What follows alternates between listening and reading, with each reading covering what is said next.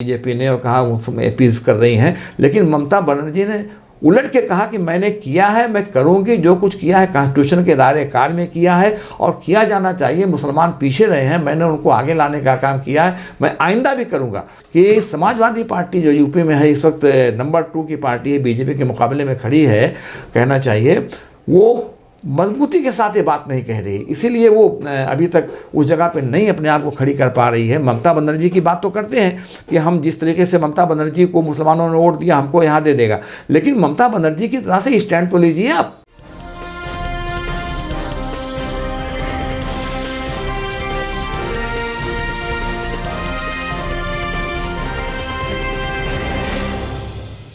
Hello, नमस्कार, आदाब, सत श्री अकाल और अस्सलाम वालेकुम। मैं हूं मोहम्मद अहमद काज़मी, लेकर आया हूं आपका पसंदीदा कार्यक्रम आपके रूबरू। इस कार्यक्रम में हम आपके साथ कुछ ख़बरों पर चर्चा करते हैं और उसमें मदद लेते हैं कुछ जानकार लोगों की, जिससे उन गहराइयों तक पहुंचा जा सकता है जो आमतौर पर आपको मीडिया में पढ़ने और सुनने के लिए नहीं मिलती।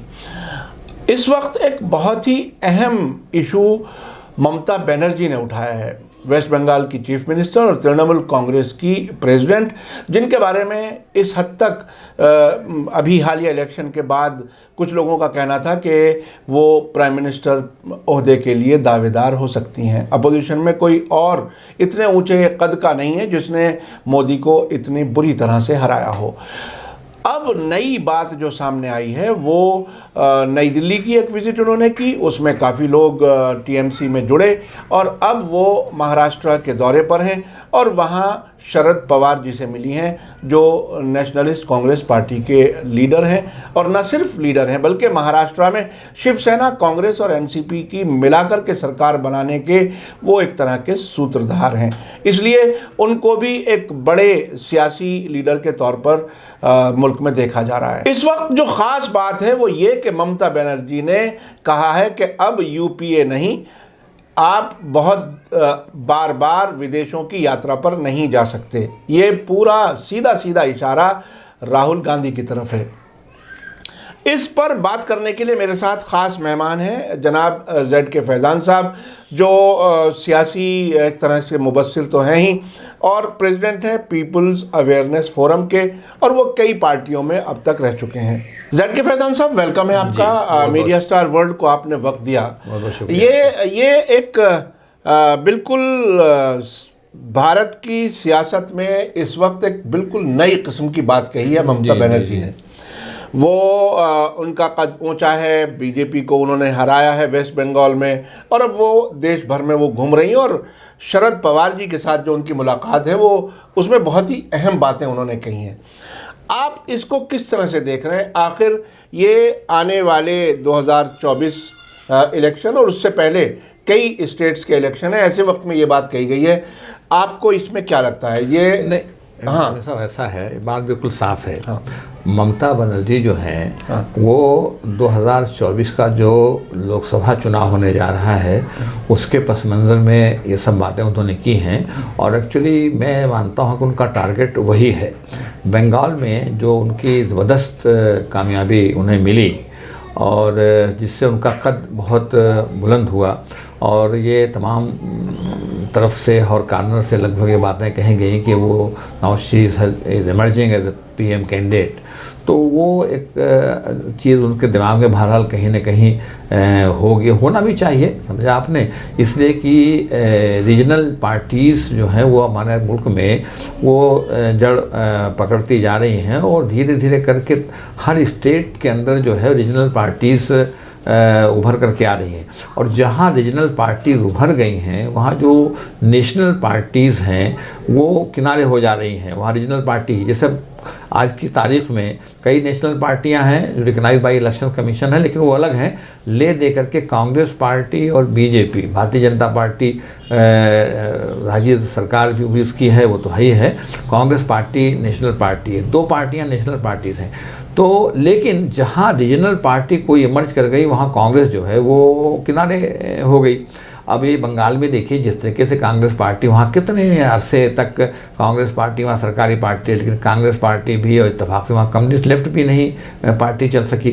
तो वहाँ के इमरजेंस के बाद इसलिए कि वहाँ पर मोदी जी कहिए या बीजेपी कहिए, उसने जितना भी जोर लगा सकती थी उसने लगाया, जितना पैसा बहा सकती थी, जितना क्या कहते हैं अपनी एजेंसीज का इस्तेमाल करके लोगों पर दबाव बना सकती थी, वो सब उसने किया। लेकिन बहरहाल ये रहा कि उल्टी हो गई सब तदबीरें, कुछ ना दवा ने काम किया। तो अब वहाँ से जो कद ममता बनर्जी का बुलंद हुआ, she became a powerful leader, तो अब वो उस अंदाज से उसको सोच रही हैं। यही उनका कानूनी साहब मामला है कि इसलिए उन्होंने, इससे पहले देखिए उन्होंने, वो तो खैर नॉर्थ ईस्ट में उन्होंने लड़ाया वहाँ पर, और वहाँ पर कम्युनल जो वायरस बीजेपी ने फैला रखा है वहाँ भी काम कर गया मणिपुर में, इसलिए कि जो लोकल बॉडीज़ के चुनाव थे उसके अंदर लैंडस्लाइड विक्ट्री एक तरह से बीजेपी को मिली। वो कम्युनल वायरस इसीलिए वो फैला रहे, वही उनके पास हरबा तो कुछ है नहीं।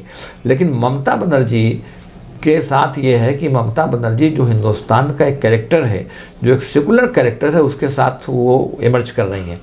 अब वो शरद पवार जी से उन्होंने मुलाकात की, इससे पहले दिल्ली आई थी अभी कुछ दिनों पहले, दिल्ली में भी तमाम लीडर्स से उनकी मुलाकात रही और हर वॉक ऑफ लाइफ के लोगों से मिली, लीडरों से मिली। और जो ख़ास बात हुई थी यहाँ पर कि जो कांग्रेस पार्टी ने ऑल अपोजिशन पार्टीज़ की जो मीटिंग बुलाई थी, उसमें ममता बनर्जी ने कहा कि हम उसमें पार्टिसिपेट नहीं करेंगे, कोई इसका मतलब नहीं है। और अभी वो बात उन्होंने मुंबई में कह दी। मुंबई में उन्होंने कहा प्रेस में, जब उन्होंने पूछा तो उन्होंने कहा कि भाई वेयर इज़ यूपीए, कहाँ है यूपीए तो कहीं नहीं है, समझा आपने। इसलिए कि वो तो खुद भी अलग हो गई थी और धीरे धीरे मैं समझता हूँ जो लोग भी, एक आध पार्टियां हैं और भी उसके अंदर से बिल्कुल अपने आप को आइसोलेटेड फील कर रही हैं।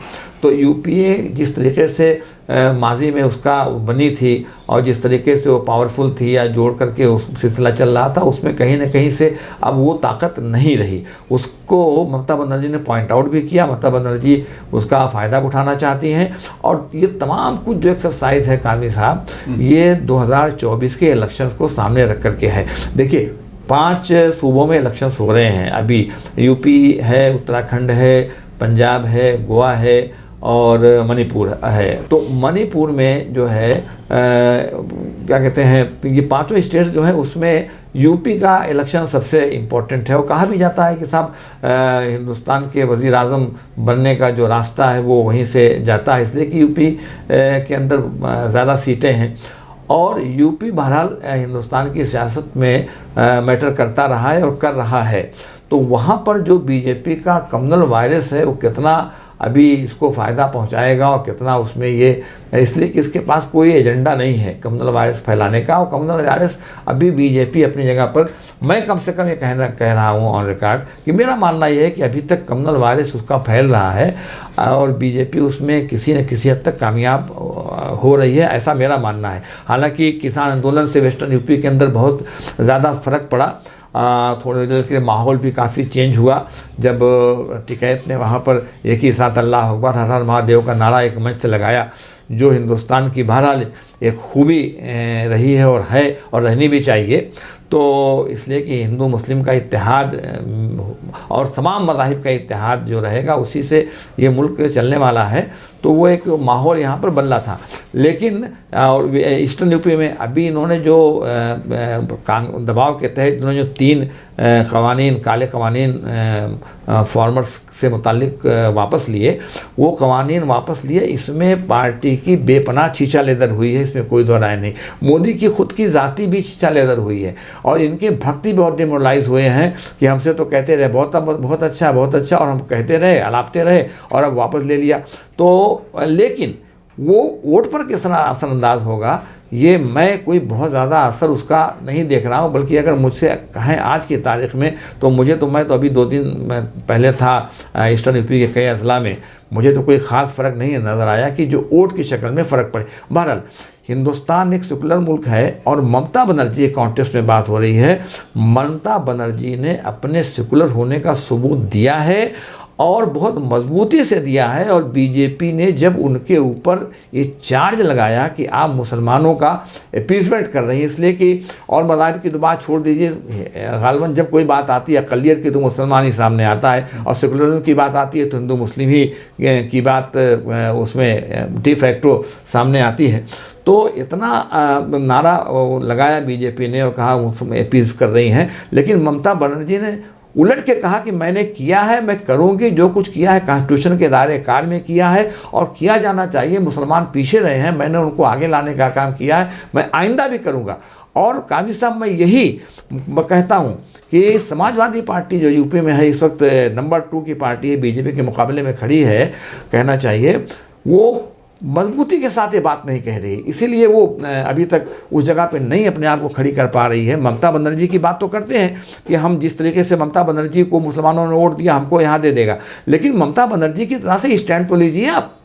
तो मैं ये कह रहा था कि ममता बनर्जी ने वहाँ पर अपने आप को एक सेकुलर लीडर की हैसियत से मजबूत किया है और वो देख रहे हैं नेशनल पैमाने के ऊपर, और देखने में कोई हर्ज की बात नहीं। 2024 का के कॉन्टेस्ट में, तनाजुल में वो सारे काम कर रही हैं। और अभी मैंने अखबारात में देखा 2 दिन पहले उनके बड़े बड़े लीडरों का बयान आया, जिनका बयान के बारे में ये कहा जाता है पार्टी के बड़े लीडरों का आता है तो पार्टी की मर्जी से ही होता है। तो वो ये मान के चला जा रहा है कि ममता बनर्जी की ही मर्जी से उनके कान में बात आई होगी, उनसे एक तरह से कंसल्ट लेकर के उन्होंने एक अवामी सतह पे बात कही कि पार्टी का नाम भी तब्दील करना चाहिए, हम सोच रहे हैं, इसलिए कि तृणमूल कांग्रेस से एक रीजनलिज्म झलकता है। तो नेशनल पैमाने पर जो नाम इस तरह का होना चाहिए, कुछ इस तरह से वो सोच रही हैं। तो मैं समझता हूं कि ममता बनर्जी का जो मुंबई का दौरा है, शायद वो शरद पवार जी से मिल करके उन्होंने कुछ उनकी तमाम जो बातें हैं, जो सवाल जवाब हुआ है, मुझे लगता है कि वो यूपीओ को डिस्कार्ड करके एक नया अपोजिशन अलायंस किसी दूसरे नाम से बनाना चाहती है। पार्टी का नाम बदलना न बदलना नेशनल सिनारियों पर वो अपने हिसाब से उनका काम है, और मैं समझता हूँ अगर वो नेशनल पैमाने पर पार्टी को लॉन्च करना चाहती हैं, सोच रही हैं, तो उनको नाम बदलना ही शायद थोड़ा सा बेहतर होगा। अब वो जैसे उन्होंने गुजरात वहाँ क्या कहते हैं गोवा में जाकर के अपनी पार्टी के सिलसिले में उन्होंने काम बढ़ाना शुरू किया है। इस तरीके से वो अब पिछली इलेक्शंस में तो यूपी में थोड़ा मोड़ा था, अभी तो यूपी में कुछ नज़र नहीं आ रहा है, तो देखिए अभी क्या होता है। लेकिन उन्होंने एक बात कही है जो इम्पोर्टेंट है, जो मैंने मार्क की। उन्होंने कहा है कि जहाँ पर रीजनल पार्टीज मजबूत हैं, मैं वहाँ पर अपने उम्मीदवार नहीं खड़ा करूँगी, या मैं वहाँ शामिल हाल अपने आप को नहीं करूँगी। ऐसा मैंने उनका एक देखा था, जो गालबन बहुत ही क्लियर था कि रीजनल पार्टियाँ जहाँ पर मजबूत हैं वहाँ पर जाकर के मैं तिया पाचा नहीं करूँगी। जहाँ जहाँ रीजनल पार्टियाँ मजबूत नहीं हैं या नहीं हैं, और सिर्फ वहाँ पर बीजेपी है और कांग्रेस है, तो वहाँ पर मैं जाकर के रीजनल पार्टी कोई नहीं है, वहाँ मैं ज़रूर जाऊँगी। क्योंकि उनका मानना ये है, मैं समझता हूँ कि शायद किसी हद तक वो दुरुस्त भी है, कि रीजनल पार्टीज़ जो हैं वो बहरहाल इमर्ज करती जा रही है। जहाँ रीजनल पार्टी इमर्ज कर गई हैं वहाँ पर नेशनल पार्टीज़ को लोगों ने डिस्कार्ड कर दिया है। तो ये है कुल मिलाकर। इसमें एक बहुत ही दिलचस्प पहलू और भी है जी, वो ये कि जब मोदी जी सरकार में आए, बीजेपी की सरकार आई एनडीए की, तो इसमें कांग्रेस मुक्त भारत की बात कही थी। जी जी, आपको याद होगा। जी जी। और फिर ऐसा लगने लगा पार्लियामेंट में जिस तरह से बहुत से काम किए गए, कानून लाए गए, उसमें बिल्कुल ऐसा लगा कि शायद विपक्ष मुक्त भारत बनाने की कोशिश हो रही है। तो इस नज़रिए के पेश किए जाने के बाद जी जी जी, अब यूपीए ज़ीरो करके, कांग्रेस को एक तरह से ज़ीरो करके नई कोई ताकत खड़ी करने की बात कहने में कहीं वो जो मोदी जी की बात थी उसको तो कहीं तक़वियत नहीं मिलती। नहीं, मेरे ख्याल में ऐसा नहीं है, इसलिए कि कहना एक अलग चीज़ है, और जब अपोजिशन अलायंस की बात आएगी तो कांग्रेस के तो इग्नोर करने का कोई मतलब नहीं है। ममता बनर्जी ने बात तो कही कि यूपीए क्या है, और लेकिन उन्होंने कहा कि नहीं, जो लोग भी लड़ रहे हैं सबको साथ लेना पड़ेगा। और कांग्रेस का उन्होंने तस्करा किया कि बिल्कुल, किसी ने पूछा, स्पेसिफिकली पूछा किसी रिपोर्टर ने, तो उन्होंने कहा कि नहीं, कांग्रेस भी लड़ रही है तो वो भी साथ में रहेगी। लेकिन ये कि जो एक चीज़ थी कि UPA is headed by Congress, वो चीज़ जो है, और गालमन बीजेपी ने इसीलिए कहा भी था कि कांग्रेस मुक्त भारत, कि अब हेडेड बाय समबडी एल्स, अगर मान लीजिए शरद पवार है, ममता बनर्जी शायद शरद पवार को ही आगे करके, क्योंकि शरद पवार की टावरिंग पर्सनालिटी है। शरद पवार ठीक है, उनका महाराष्ट्र में ऐसा रहा, ये रहा, लेकिन उन्होंने एनसीपी बनाई तो नॉर्थ ईस्ट में भी उन्होंने संगमा वगैरह उनके साथ गए, और दूसरे कि शरद पवार की एक टावरिंग पर्सनालिटी है, एक बड़ी इमेज है, समझा आपने, जो बहरहाल और दूसरों की नहीं है। ममता बनर्जी कहीं ना कहीं ये महसूस करती है, ऐसा मेरा अपना ख्याल है, कि शायद ये वक्त नहीं है जब वो अपने आप को अभी अल्टरनेटिव की शक्ल में खुद को पेश करें। गालिबन वो शरद पवार की लीडरशिप में कोई अलायंस अपोजिशन बनाना चाहती हैं और कांग्रेस से कहेंगे भाई आप भी हैं, बड़ी पार्टी हैं जितनी भी हैं, आप भी साथ में आइए, but that alliance will not be headed by you. ये है मैं जो यानी इसका मतलब दिल्ली का रोल कम होगा। जी, दिल्ली का रोल कम होगा क्योंकि वो बंगाल में है, वो महाराष्ट्र में है जी। दिल्ली में जो एक 10 नंबर जनपद को एक वकार हासिल रहा है, वो कम नहीं। तो ममता बनर्जी ये तो चाहती हैं। देखिए ना, बहुत से बातें हम कंक्लूजन ड्रा करते हैं ना कि अगर हेडेड बाई 10 नंबर होगा तो उसमें फिर ममता बनर्जी तो वहीं खड़ी होगी, समझा आपने। यही एक इमेज बजाएगी कि भाई ये तो रिबेल होकर के एक छोटी से यहाँ से निकले गई थी, एक स्टेट में कब्जा कर लिया इन्होंने, एक स्टेट में बना लिया है, क्या फर्क पड़ता है। लेकिन है तो हम यहाँ पर।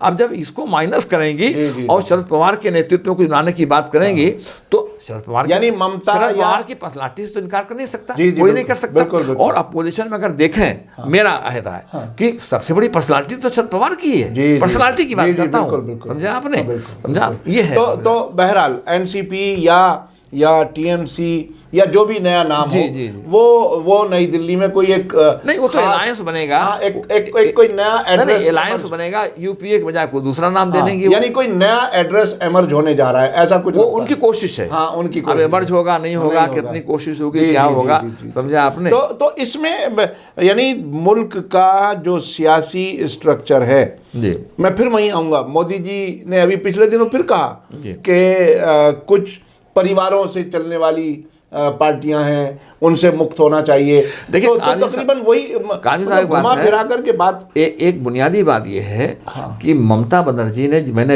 अभी भी आपकी इसी गुदाने को, जिस तरीके से उन्होंने वहां पर बोल्डली कम्युनल फोर्सेस का, देखिए बोल तो ये भी कर रहे हैं, बोल तो राहुल गांधी भी रहे हैं व्हाट्सएप के जरिए और ट्विटर के जरिए, समझा आपने।